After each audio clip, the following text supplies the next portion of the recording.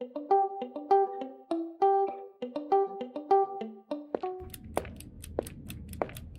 is August 1921.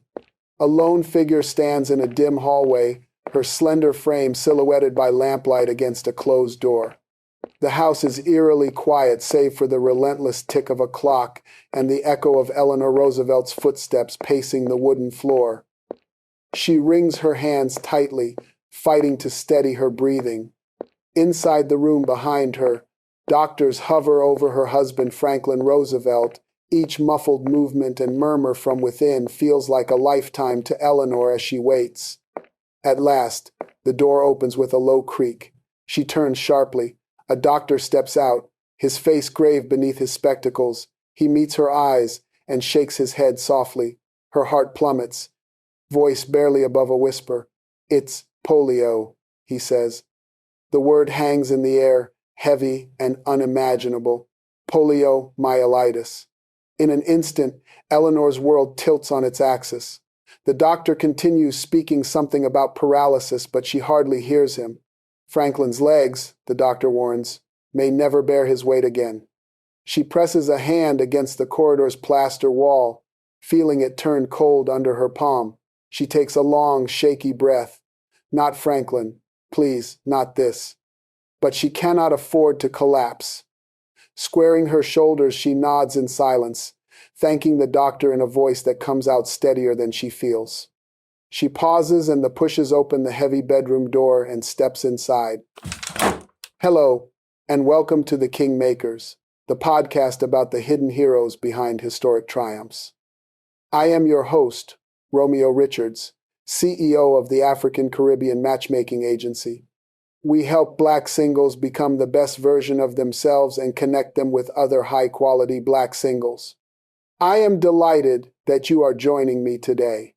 In this series, we shine a light on the spouses and partners who have helped great leaders and innovators reach their heights, the husbands, wives, friends, and loved ones who quietly turn dreamers into kings and queens. Our mission is simple: to uncover the untold stories of how the right partner, aligned with your dreams and values, can change the trajectory of your life and even history.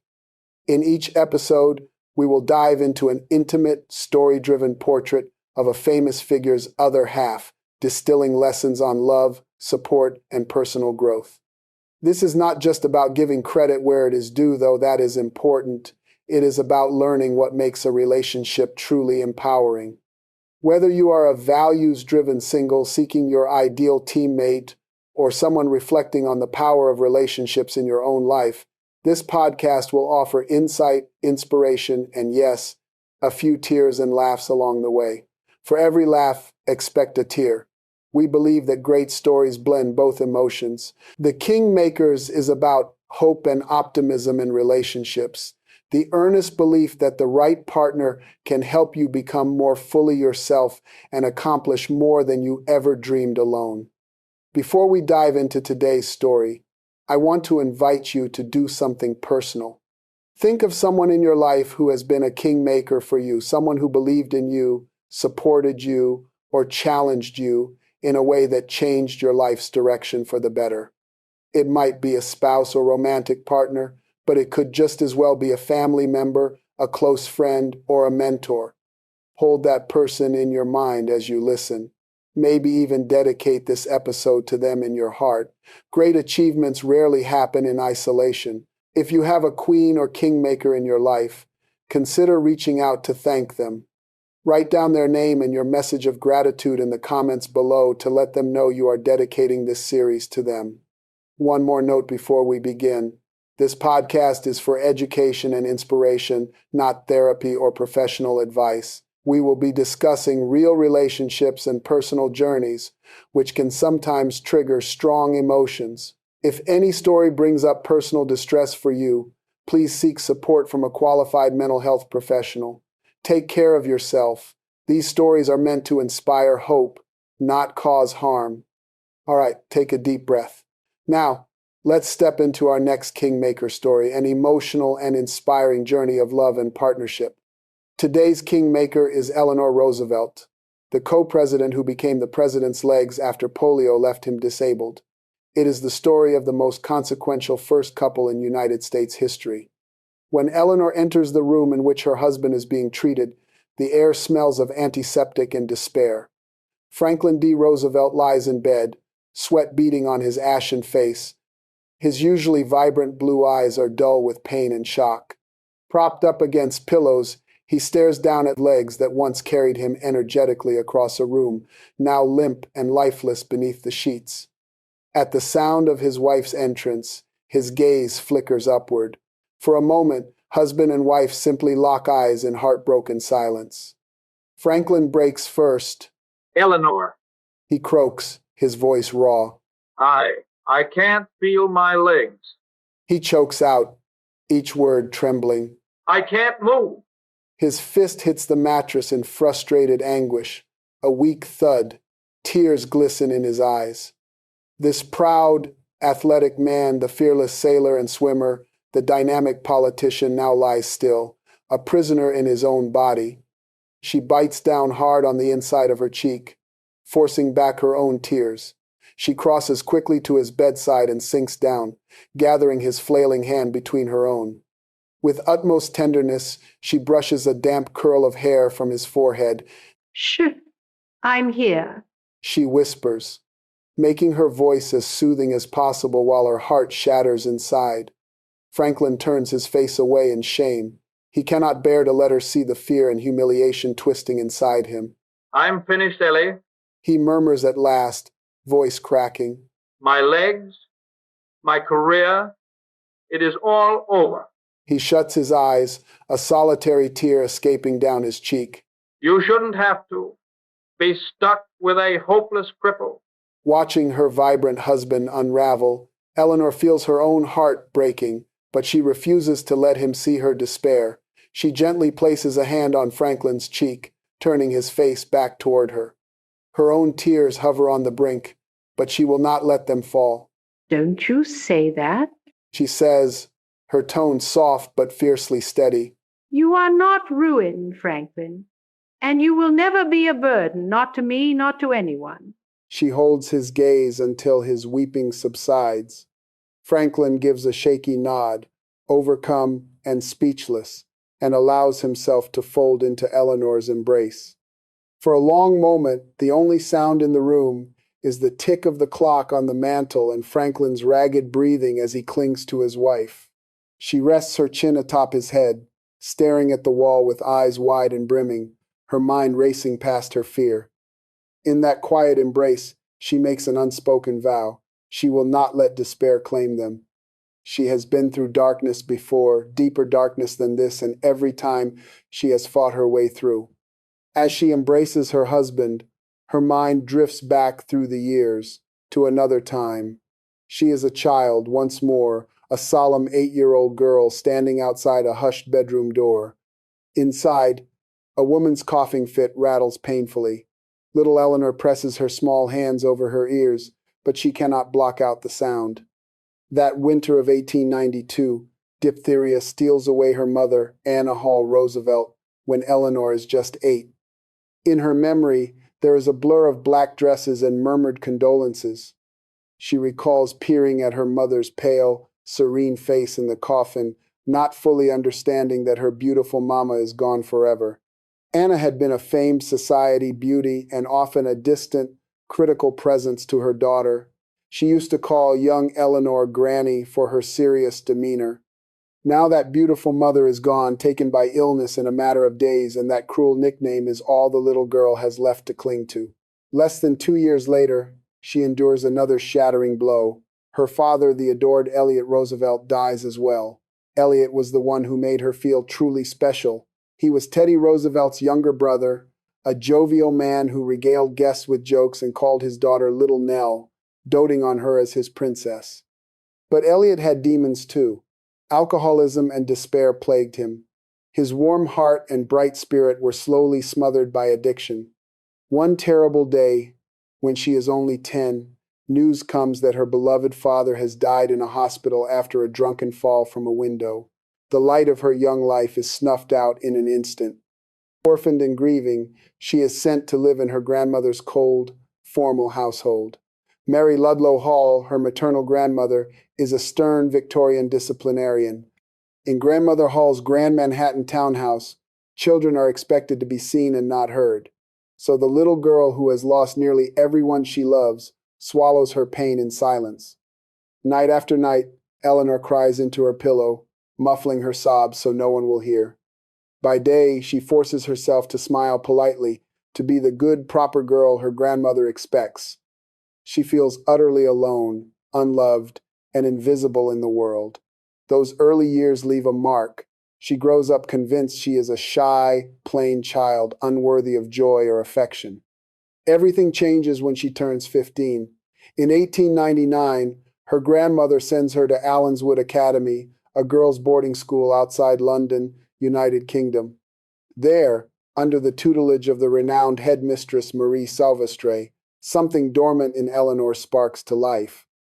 Allenswood is no ordinary finishing school. The school cultivates confident, educated, and independent young women, and Eleanor eagerly absorbs that atmosphere. Madame Silvestre encourages her students to think critically, to read widely, to discuss art, politics, and philosophy. In that empowering environment, the once timid Eleanor begins to raise her voice in class discussions. In the manicured gardens under the English sky, she finds herself walking with her head held higher. For the first time, she discovers a sense of confidence and self-worth. Years later, she would recall how Allenswood awakened her mind. I used the quickness of my mind to pick the minds of other people and use their knowledge as my own, she wrote of those formative days. Those 3 years in England are some of the happiest of her young life, but all too soon, duty calls her back to New York. In 1902, her grandmother insists she return home for her debut into society. That autumn, in the glittering ballroom of the Waldorf Astoria, 17-year-old Eleanor Roosevelt stands in a satin gown and long white gloves, introduced to New York high society as a debutante. The chandeliers sparkle and the champagne flows, but Eleanor feels painfully out of place. She has been away in Europe for years. The other girls at the ball are strangers, chattering gaily as if she is not even there. Hugging the wall, she plasters on a polite smile. Inside, she feels the old insecurities creeping back. Is this to be her life now? An endless parade of parties and small talk, where she always feels alone in the crowd? Determined not to wither away in idle luxury, she soon finds an outlet for her energies. She begins volunteering with progressive women's organizations in the city, trading ballroom attire for simple skirts and rolled-up sleeves. She ventures into Manhattan's crowded tenement districts. She teaches immigrant children in a settlement house school on the Lower East Side, their dark eyes watching her curiously as she shows them their first English words. She joins social workers investigating the horrid conditions of garment factories, where young girls toil for pennies in fire-trap buildings. The work is heartbreaking and inspiring. She discovers a part of herself that thrives on helping the vulnerable and fighting for justice. In those grimy, bustling tenement halls, far from Fifth Avenue, she finds a sense of purpose. The shy society girl slowly transforms into a passionate young activist, her heart and mind open to the wider world. It is around this time that fate intervenes on a quiet summer afternoon. Summer of 1902. Eleanor, who is 18 at the time, is riding a train north along the Hudson River, returning from a day of volunteer work in the city. She sits by the window of the rail car, a notebook of observations from the settlement house resting on her lap. Sunlight slants through the window as she gazes at the passing fields, lost in thought until a warm male voice speaks her name. Hello, Eleanor. Eleanor looks up, startled. A tall, handsome young man in a straw boater hat stands in the aisle, a playful grin on his face. She blinks in recognition. Franklin? She replies softly. It is Franklin Delano Roosevelt, her distant cousin, the same boy who had once waved to her at a family gathering years ago. Only now, he is a 20-year-old Harvard student with broad shoulders and a confident spark in his eye. Franklin slides into the seat beside her, grin never faltering. So, you do remember me? He teases. She feels heat rise in her cheeks. Of course she remembers him. How could she forget the outgoing young Roosevelt who tried to charm her when she was a shy teen? She had not thought herself memorable at all, yet here he is, looking genuinely pleased to see her. They fall into easy conversation as the train chugs along. He talks of Harvard and his plans for law school, of sailing expeditions and his admiration for their mutual cousin, President Theodore. She speaks shyly at first about her teaching work in the slums, expecting him to dismiss it, but his blue eyes light up with genuine interest. That is wonderful, Eleanor. He says earnestly. Tell me more. Buoyed by his enthusiasm, she finds herself opening up, describing the immigrant families she has met and the factory girls she hopes to help. Franklin hangs on her every word. His charm and easy laughter set her at ease, and soon she is laughing too, surprised at how natural it feels. As the afternoon sun paints the Hudson River gold outside the window, they share quiet smiles and stolen glances. By journey's end, something between them has shifted. When he helps her down from the train carriage, he holds her hand just a moment longer than propriety allows, reluctance in his eyes. May I write to you, Eleanor? He asks, almost shyly. Her heart skips. She bites her lip, attempting to play cool, but a small, hopeful smile creeps through. Yes, I'd like that very much, She replies. Franklin beams, tipping his hat. In that brief parting exchange, a seed of something new and wonderful is planted. What begins on that train as an exchange of letters blossoms into a secret romance, with Franklin finding every excuse to visit New York that fall. They take strolls in Central Park on crisp afternoons, talking for hours beneath the oak trees. He adores her keen mind and kind soul. She is captivated by his buoyant optimism and the way his smile lights up his entire face. In her eyes, he is everything she is not, outgoing, self-assured, magnetic, yet he values her thoughts and genuinely listens. She discovers she can confide in him about anything, even her fears. Before long, they are deeply in love. On the 22nd of November 1903, he proposes marriage to her beneath the soft glow of gaslight in the Roosevelt's Manhattan parlor. He slips a simple engagement ring onto her trembling finger as tears of joy spill down her cheeks. She can hardly believe it against all odds. She has found a partner who loves her completely. She says yes to his proposal, her heart soaring. But their fairy tale engagement is not without its dragons. When Franklin's formidable mother, Sarah Delano Roosevelt, learns that her only son plans to marry Eleanor, she is far from pleased. Sarah considers Eleanor too timid, too serious, not nearly pretty or vivacious enough for her beloved Franklin. She insists that the young couple keep their engagement secret for at least a year. Hoping to break Franklin's infatuation, Sarah even whisks him off on a lengthy Caribbean cruise, far away from Eleanor's presence. Eleanor waits anxiously in New York for months, her heart clenching with each letter Franklin manages to send from distant ports. But he reassures her in every line that nothing, not even his mother, can change his feelings. Sure enough, he returns home still utterly devoted to Eleanor. He stands up to Sarah and refuses to abandon the engagement. And so, on March 17th, 1905, the marriage of Franklin Delano Roosevelt and Anna Eleanor Roosevelt takes place in New York City. The bride's uncle, President Theodore Roosevelt himself, escorts her down the aisle at a relative's townhouse ceremony, beaming. Eleanor wears a high-collared antique lace gown that had belonged to her mother. Her hands tremble around her bouquet of lilies of the valley, but her face glows with hope. Franklin waits for her at the altar, tall and handsome in his cutaway coat, his eyes never leaving hers.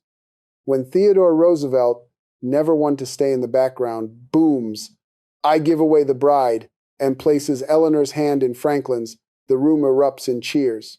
Cameras flash as the president jovially kisses his favorite niece's cheek. But in that moment, Eleanor only has eyes for Franklin.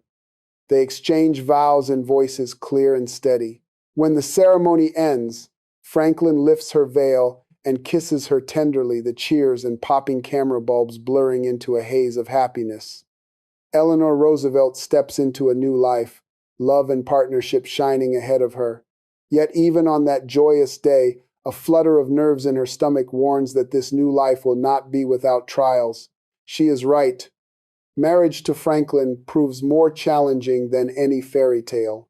Almost immediately, Eleanor finds herself under the domineering shadow of her mother-in-law, Sarah. Sarah Roosevelt settles the newlyweds in a Manhattan brownstone right next door to her own, even installing a door between the two homes so she can drop in at will. Not a day passes without Sarah sweeping into Eleanor's parlor to offer unsolicited advice on housekeeping or baby rearing. In time, Franklin and Eleanor have 6 children. One sadly dies in infancy, and Sarah makes it abundantly clear who she thinks is in charge. She even tells the Roosevelt children, in Eleanor's hearing, "Your mother bore you, but I am more of a mother to you than she is." The words cut Eleanor to the core. She tries her best to please her imperious mother-in-law, but nothing she does ever seems good enough. Over the years, Eleanor's self-doubt creeps back. In her own home, she feels more like a timid girl under Sarah's thumb than the confident woman she became at Allenswood. By 1918, Eleanor is a 34-year-old mother of 5 and the wife of a rising political star. Franklin's career has taken them to Washington, District of Columbia, where he serves as Assistant Secretary of the Navy during the Great War. Washington's society is dazzling, and she dutifully plays the role of political wife and hostess. But beneath her gracious smile, she is often overwhelmed. Franklin is frequently away on naval business, and she juggles raising their children and managing social obligations largely on her own. Needing help, she hires a young woman named Lucy Mercer in 1914 to serve as her social secretary. Lucy is everything Eleanor once felt she was not: lively, stylish, warm. The Roosevelt children adore her playful manner, and even Eleanor finds comfort in Lucy's efficient, cheerful presence. With Lucy handling invitations and correspondence, Eleanor finally has a moment to breathe. She does not realize that this lovely, trusted assistant will soon upend her world. Fall of 1918. The Great War is winding down. Franklin has been overseas inspecting naval operations and returns to New York exhausted and ill.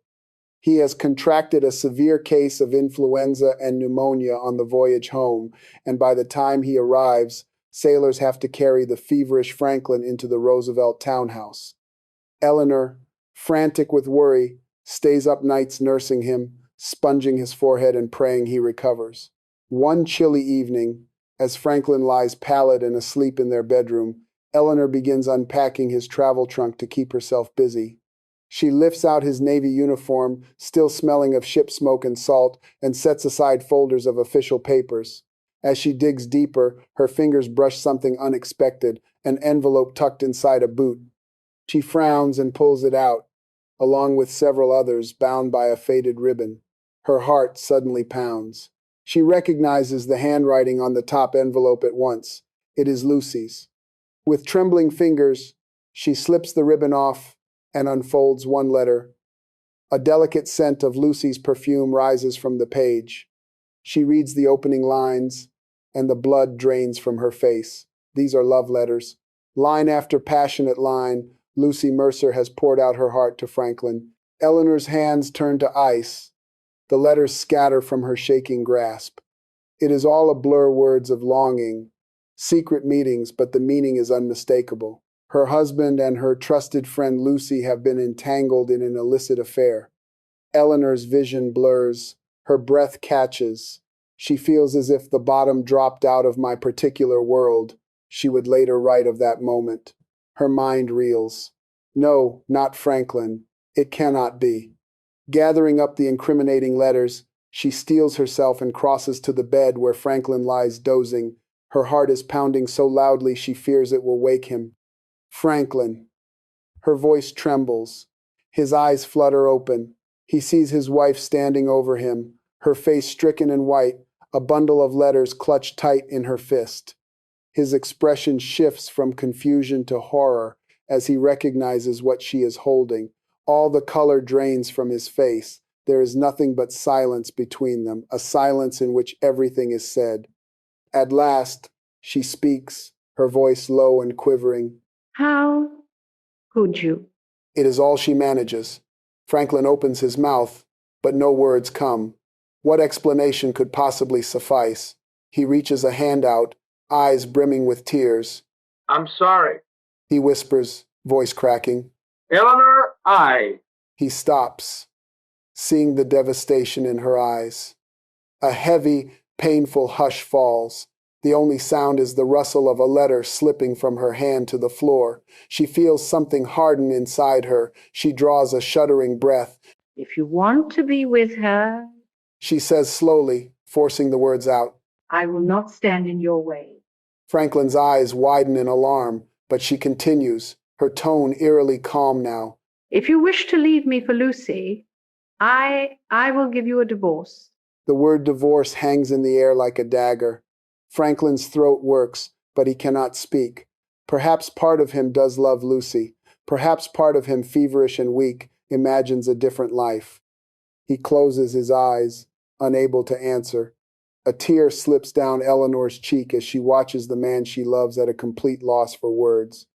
Word of the crisis soon reaches Franklin's domineering mother, Sarah, and she intervenes with ferocity. Sarah Roosevelt is incensed that her son's foolish indiscretion could lead to a public scandal. She storms into the sick room the next day and issues an ultimatum. Sarah flatly threatens that if Franklin even entertains divorcing Eleanor, she will disinherit him and forever cut him off from the Roosevelt name. Around the same time, Franklin's close advisor, Louis Howe, quietly warns him that a divorce would be political suicide. It would destroy any chance of his achieving the high offices they have dreamed of. Lying weak in bed, racked with guilt and pneumonia, he faces an agonizing choice: follow his heart and risk losing everything, or salvage his marriage and career. Eventually, he chooses to stay. With profound remorse, he begs Eleanor for her forgiveness. He promises that his relationship with Lucy Mercer is over, that he will never speak to or see Lucy again for as long as he lives. Eleanor, through tears, agrees to remain by Franklin's side. They will not subject their children to a broken home, nor will they satisfy the gossips. But the damage is deep. The marriage of Franklin and Eleanor Roosevelt endures, forever changed. They continue on as partners and friends, but never again as passionate lovers. Eleanor, heartbroken, retreats inward to lick her wounds. In private, she weeps. In public, she maintains a brave face. She extracts one iron condition from Franklin. He must never see Lucy Mercer again. He agrees. In fact, Lucy soon marries another man in 1920, putting an official end to the affair. In the painful months that follow, Eleanor slowly gathers the shards of her self-esteem. Rather than crumble, she emerges from the ordeal steeled with a new sense of independence. Since her marriage will now be more partnership than romance, she channels her energy into work and service beyond her home. She becomes active in the League of Women Voters and the Women's Trade Union League. She volunteers with the American Red Cross, helps organize working women, and begins to write and speak on social causes. Those close to her see a transformation. As one contemporary noted, Eleanor found her fulfillment in public service, throwing herself into advocacy for equality and justice. In helping others, she rediscovers her own strength. Time marches on. With Eleanor's steady support, Franklin's political ambitions revive and continue to climb. By 1920, just 2 years after the Lucy Mercer crisis, Franklin Delano Roosevelt's name is back in the national spotlight. That year, Democratic presidential nominee James M. Cox selects Franklin as his running mate for vice president. Eleanor stands dutifully at Franklin's side throughout the whirlwind 1920 campaign, projecting unity and grace. In the end, they lose badly to the Republican ticket of Harding and Coolidge. It is a bitter defeat, but it thrusts Franklin onto the national stage as a rising Democratic star. Behind closed doors on election night, Franklin breaks down in disappointment, but Eleanor is there to comfort him, to reassure him that their time will come. Her faith in him never wavers. Then, in the summer of 1921, tragedy strikes the Roosevelts in a way neither could have imagined. The family is vacationing at their beloved Campobello Island retreat on the Bay of Fundy. One warm August day, Franklin spends hours playing outside with the children, sailing, swimming, and hiking across the wooded bluffs. That evening, he mentions feeling strangely chilled and tired. By nightfall, he is running a high fever and complaining of sharp pains in his lower back. Eleanor watches in alarm as, over the next day or two, his legs grow weak and numb. One morning, he tries to get out of bed and crumples to the floor. Panic sets in. She summons doctors from the mainland. After examining him, their verdict is grim. He has been stricken with polio infantile paralysis. The disease hits hard and fast. Franklin nearly dies in the initial onslaught, and when the worst passes, he is left permanently paralyzed from the waist down. At 39 years old, the vigorous, athletic Franklin D. Roosevelt cannot walk. When he fully comprehends what has happened, he is devastated. One moment he had been racing his children along the beach. Now he cannot even stand without heavy iron braces. At first, he refuses to accept it. Lying in bed at their Hyde Park home after they return from Campobello, he tests his numbed legs again and again, willing them to move. Move! Damn it, move! He cries through clenched teeth, slapping his thighs with clenched fists until Eleanor rushes forward to stop him. He casts her a desperate, broken look. I'll never walk again. He chokes out, tears of anguish in his eyes. My God, Eleanor, I'm useless. You shouldn't be bound to this. He turns away, fighting sobs of despair. Eleanor's heart twists at his words. She gently takes his face in her hands. Franklin, hear me. She says firmly, This is not the end of your story. Not if we don't let it be. She kisses his furrowed brow, her own fear swallowed by resolve. We will adapt. We will fight this together. Franklin collapses against her, sobbing quietly, and she holds him tight, blinking back her own tears. In that moment, she decides she will never let him surrender to this fate. From that day forward, she becomes his guardian angel and fiercest advocate. She tends to him devotedly during the grueling months of recovery that follow. She lifts him from bed to wheelchair, bathes him, shaves him, feeds him, even empties his bowels when he is too weak to do so himself. When Franklin's spirits sink into dark valleys of depression, it is Eleanor who pulls him out. She reads aloud to him for hours policy papers, adventure novels, funny anecdotes from the newspapers, anything to keep his brilliant mind engaged and off his immobile legs. Late at night, she writes letters on his behalf, maintaining his correspondence with political allies so that his network does not wither. Many nights, after he has finally fallen asleep, she allows herself to cry quiet tears of exhaustion and fear, alone in the hall. But by morning, she has steeled herself again, greeting her husband with an encouraging smile and fresh determination. It is an exhausting, soul-testing ordeal. For 2 long years, he fights to regain some use of his legs, but every therapy and exercise ends in frustration. He remains unable to walk, unassisted. The once vigorous athlete is now a paraplegic who must wear 10-pound steel braces locked at the knee just to stand upright. At times, he seems ready to give up entirely, retreating into brooding silence. Yet through this crucible of suffering, his spirit does not break, it bends and grows stronger in new ways. She observes a profound change in him. Hardship has deepened his empathy and resolve. Anyone who has gone through great suffering, she reflects, is bound to have a greater sympathy and understanding of the problems of mankind. Indeed, Franklin emerges from his polio ordeal a warmer, more compassionate man, with a broadened perspective on life's struggles. Not everyone shares her hope for his future. Sarah Roosevelt, seeing her proud son crippled and in a wheelchair, urges him to withdraw permanently from public life. She suggests he retire to Hyde Park as a country gentleman and accept a quiet, comfortable existence out of the spotlight. But Eleanor flatly refuses to let Franklin slip into obscurity. She fought off Sarah's inclination to treat him as a helpless invalid. She knew that abandoning public service would kill his spirit far more certainly than polio ever could. Instead, she becomes the engine of his comeback. She encourages him to resume his involvement in politics as soon as he is physically able and even before. Still recovering, he hesitates, but she is convinced he has much left to give. She personally begins attending Democratic Party events on his behalf, ensuring Mr. Roosevelt is not forgotten. Though naturally shy and no great orator, she forces herself to step onto stages and speak in his stead. The first few times, her knees nearly buckle from nervousness and her voice quavers.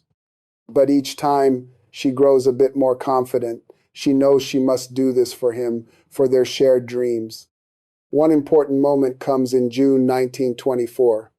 The Democratic National Convention in New York City is gearing up, and party leaders want Franklin, a beloved party figure despite his disability, to make a keynote appearance nominating Governor Al Smith for president. Franklin is unsure. It will be his first major public appearance since polio, and he dreads showing weakness. But Eleanor and his political advisor, Lewis Howe, convince him that this is the moment to show the world he is not defeated. When convention day arrives, she travels with him to the hall, bolstering his courage. Braced in iron and leaning on crutches, Franklin swings himself down the aisle toward the podium, Eleanor just a few steps behind, holding her breath. Cheers erupt from thousands of delegates in a tidal wave of support, a roar of admiration for his guts and grit. Franklin delivers his speech, famously calling Al Smith the happy warrior, and the crowd thunders its approval. From the wings of the stage, she watches, tears of pride streaming down her cheeks. In that moment, she realizes the truth. He may have lost the use of his legs, but he has regained his purpose, and she had helped make it happen. After that triumphant return to the public arena, there is no stopping the Roosevelts. In 1928, he runs for governor of New York, his first campaign for office since polio, and he wins resoundingly. She is at his side every step of the way, literally standing in for him at campaign stops he cannot attend. She gives radio addresses in his place, mingles with voters at rallies, and personally visits far-flung towns to carry his message. Many in the press and public take note of her emergence. She is no longer a shrinking violet, but a political force of her own, described as her husband's eyes and ears across the state. 4 years later, in 1932, Franklin Delano Roosevelt runs for President of the United States. This time, the stakes are even higher. The country is mired in the Great Depression, desperate for new leadership. She works harder than ever on the campaign trail, traveling tens of thousands of miles on his behalf.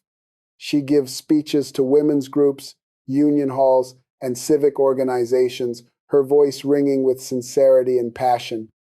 She meets with farmers in their fields and miners outside coal pits, listening to their troubles and promising them that Governor Roosevelt hears them. By now, she has come into her own as a public speaker, earnest, straightforward, and empathetic.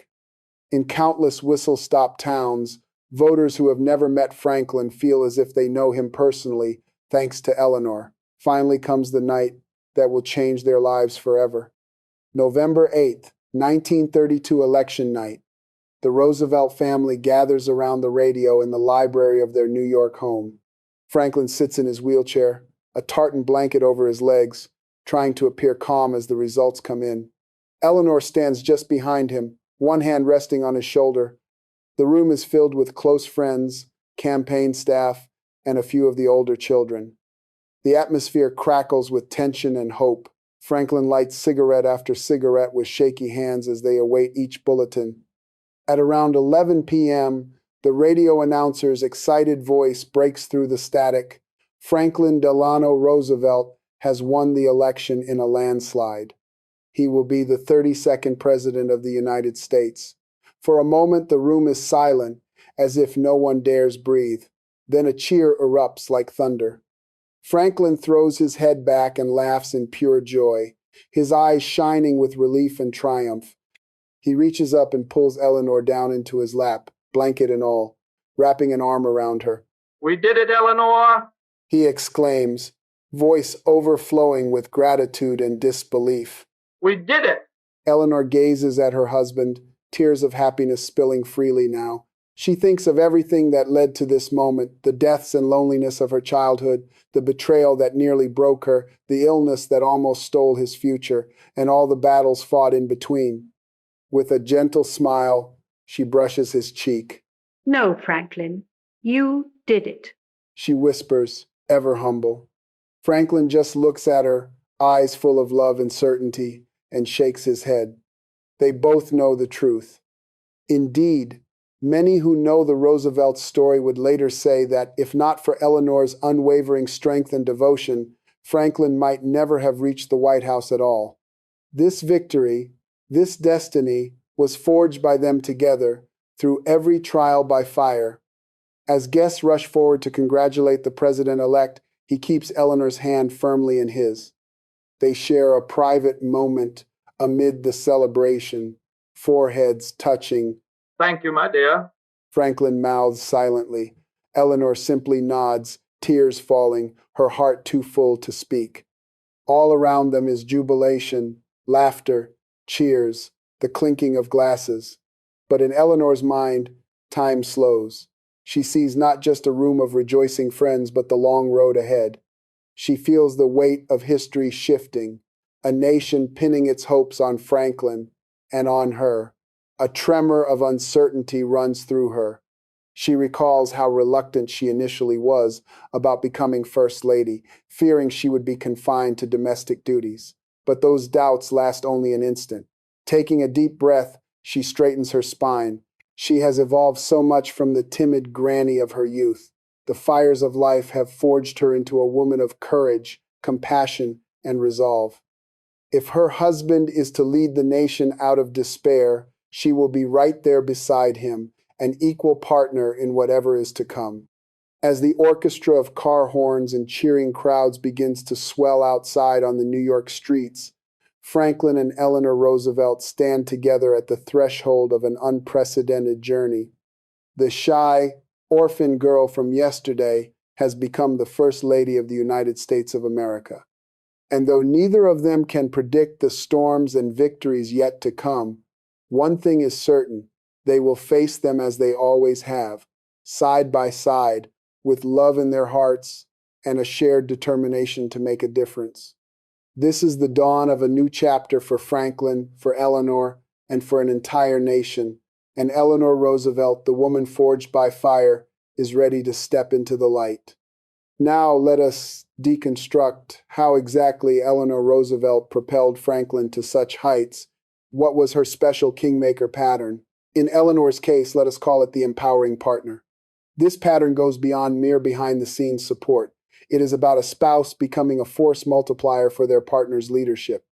Eleanor exemplified the empowering partner in several powerful ways. First, encouraging resilience in crisis. When Franklin was struck down by polio, it was Eleanor who ignited his will to continue. Franklin admitted he might have retired from public life if not for her insistence that he persist. She bolstered his confidence daily, telling him that his mind was too brilliant and his heart too brave to be confined by a wheelchair. By refusing to accept defeat, she gave him the courage to fight his way back into politics. This empowering partner does not let their loved ones succumb to self-doubt. Instead, they say, "I believe in you, even when you do not believe in yourself." Her steadfast faith became his lifeline, and eventually, the country's gain. Second, she became his eyes, ears, and legs. Eleanor literally extended Franklin's reach where he could not go. During his presidency, she traveled tens of thousands of miles to dusty Depression-era towns, coal mines, factories, soldiers' camps, observing and listening. She would return to the White House and report frankly to Franklin what people were eating or not eating, how morale was holding up, where government programs were failing or succeeding. In essence, she became his field general on the home front. The press dubbed her the president's eyes, ears, and legs because she went where he could not, due to both his disability and the sheer demands of office. This gave Franklin an invaluable edge, real, unfiltered insight from a voice he trusted completely. She did not just relay information, she offered wise counsel. For instance, after visiting poverty-stricken regions, she urged him to expand relief efforts. When she sensed the pain of marginalized Americans, she became their advocate in the Oval Office. As the empowering partner, she amplified his awareness and empathy, making him a more effective leader. It is a pattern of active engagement. Rather than staying on the sidelines, she rolled up her sleeves and became an extension of his leadership. Third, championing a higher vision and challenging when needed. A remarkable aspect of their relationship is that she was not just a cheerleader. She was also his moral compass and challenger. She had uncompromising values about justice and equality. She pushed him to do more on civil rights and women's rights, even when it was politically risky. Early in the New Deal, she noticed African Americans and women were often left out. She lobbied him to be more inclusive, frequently voicing what he politically could not. At times, she even publicly disagreed with him. For example, when she resigned from the Daughters of the American Revolution to protest their racism in 1939. This could have embarrassed the president, yet he respected her convictions. In truth, her independent stance helped him. It signaled to progressive voters that the administration had a conscience. Within the privacy of their conversations, she was known to gently but firmly call him out if she felt he wavered from their shared ideals. She challenged him to live up to the values they both believed in: compassion, fairness, courage. This supportive challenger dynamic, similar to what we saw with Michelle Obama in an earlier story, made him a better president. He once remarked that he envied those who had a wife who was just a gentle, peaceful soul, but I got an activist, he said with pride. Her fearless advocacy kept him grounded in purpose. As the empowering partner, she combined loyalty with bold honesty, the kind that ensures a great leader never strays too far from their moral North Star. In photo after photo, you will notice her often at his side or forging ahead on her own mission, always projecting empathy and confidence. She expanded the very notion of what a first lady or any supportive spouse could be, not an ornament but a driving force. She wrote a daily column, My Day, read by millions, sharing stories of ordinary Americans and urging action. By building her own platform, she in turn bolstered his agenda, winning hearts and minds that he alone might not have reached. It is the hallmark of the empowering partner, elevating their partner by fully blossoming into their own potential. Her leadership did not eclipse Franklin's, it augmented it. She brought in new allies, generated goodwill, and modeled the compassionate leadership that underpinned his popularity. In doing so, she helped him become not just a great man, but the leader of a great team, a partnership of two. By the end of his life, he and the world understood her immeasurable impact. President Truman would later call her First Lady of the World for her humanitarian work. But to Franklin, she had long been the center of his world. The empowering partner pattern is Eleanor's legacy. Encourage your loved one's resilience, actively extend their reach, and champion the higher values that guide your shared mission. Through this pattern, Eleanor Roosevelt truly made Franklin Roosevelt a better man and president, embodying the essence of a kingmaker. Here are 3 practical lessons and takeaways you can apply to your own life. Lesson 1. Align on a shared purpose. The Roosevelts' marriage was held together by a mission bigger than themselves, a commitment to public service and helping others. Through personal betrayals and health crises, it was their shared values that kept them united. Eleanor and Franklin both believed in uplifting people through policy and compassion, and this common purpose helped them overcome their various trials. Takeaway. With your partner, discuss the deeper values or goals you share. Do you both care about community, creativity, faith, family, justice? When a couple is driven by the same core purpose, they become unstoppable. As Eleanor's story shows, aligning on values gave them a reason to stick together even when romance faltered. So, find that common vision. It will be your anchor in storms. Lesson 2. Encourage each other's growth and independence. A healthy relationship does not mean doing everything together or one person disappearing into the other's shadow.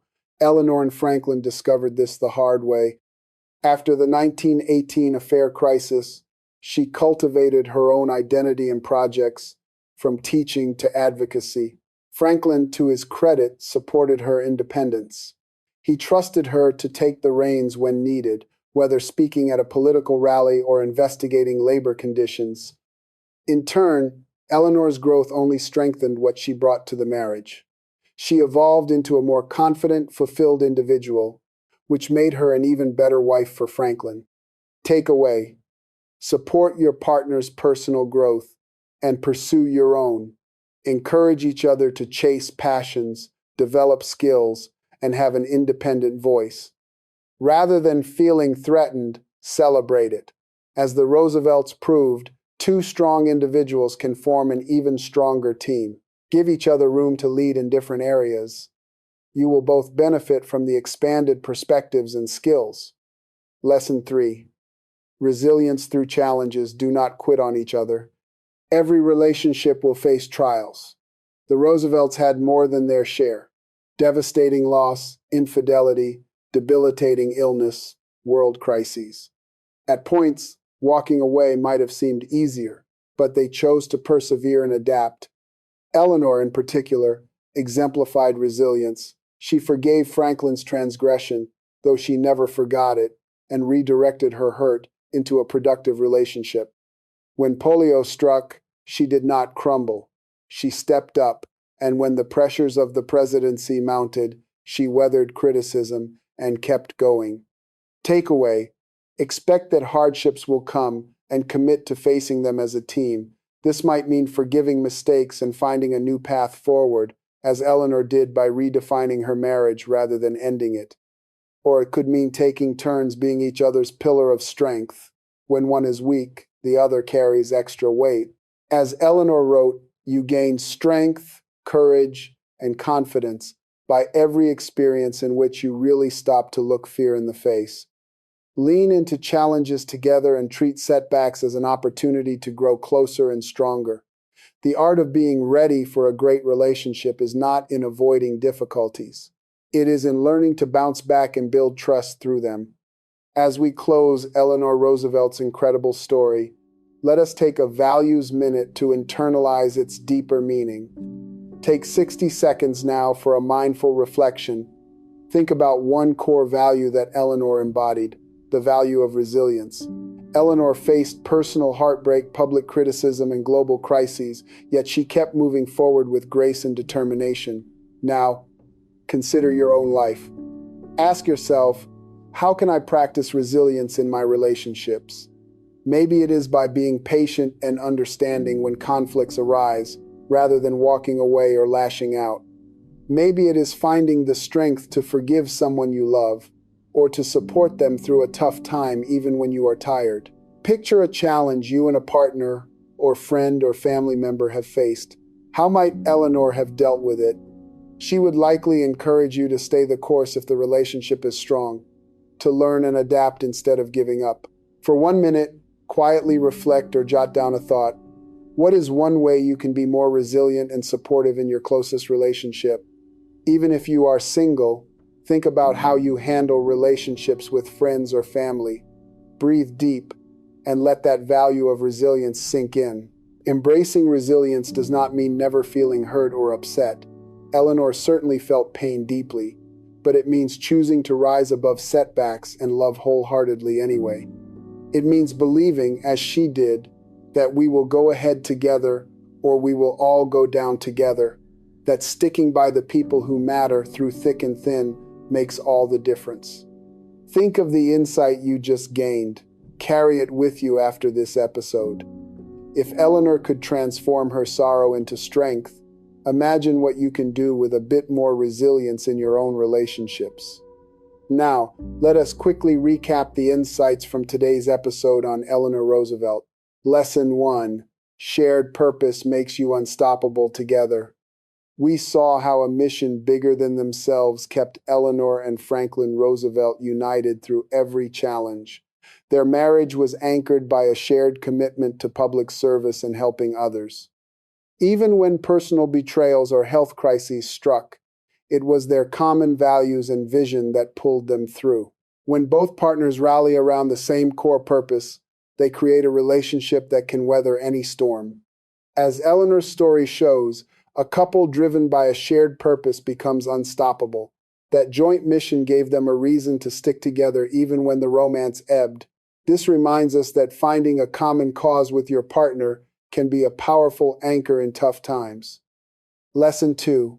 True partners step up for each other. A meaningful relationship is a team effort, and Eleanor and Franklin demonstrated this in spades. When Franklin's world collapsed after polio left him paralyzed, Eleanor refused to let him give up. She stepped up as his eyes, ears, and legs, traveling across the country to observe conditions and speak to everyday people on his behalf. In turn, Franklin trusted her and valued her as an equal partner, relying on her insights and strengths. The Roosevelts essentially shared the load of leadership. Each covered for the other's limitations and doubled their impact as a team. Their story shows that a strong relationship is not one-sided. It is about sharing responsibilities, trusting each other, and being each other's rock. When one partner faltered, the other rose to the occasion.